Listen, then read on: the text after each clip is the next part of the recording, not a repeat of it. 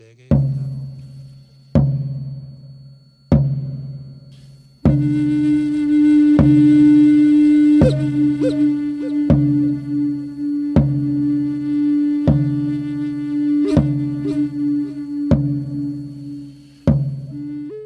It never fails.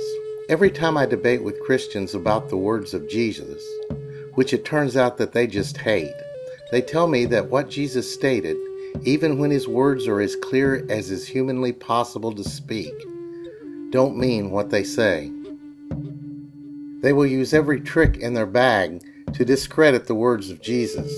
They will pull out their Greek decoder ring, or they claim I lack the guidance of the Holy Spirit, even if such guidance is proven false in the real world by 38,000 different sects of their cult, all claiming to have this guidance while being at odds with the other 37,999 sects.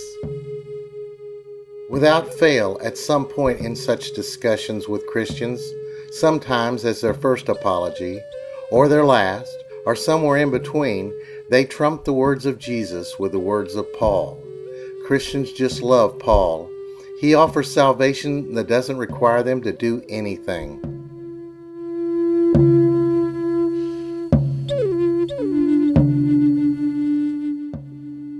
It never fails. They never trump Paul with Jesus. It is always the words of Jesus that don't mean what they clearly say.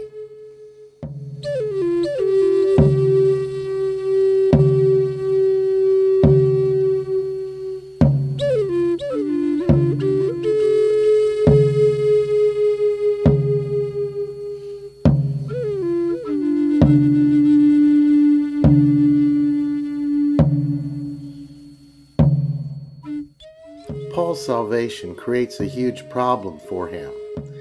If what Paul claimed is true, then Paul is not saved. Remember, for Paul, faith is impossible, as he was made witness to the Spirit of Jesus on the road to Damascus. It knocked him to the ground and spoke to him. So for Paul, a person with absolute evidence and certainty of the reality of Jesus, faith was impossible.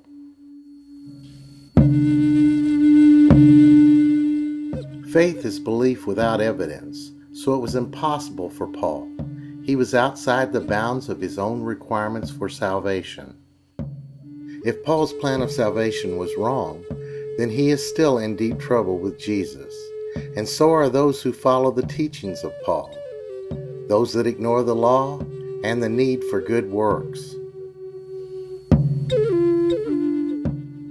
So whose words do you follow, Christians? Jesus or Paul's?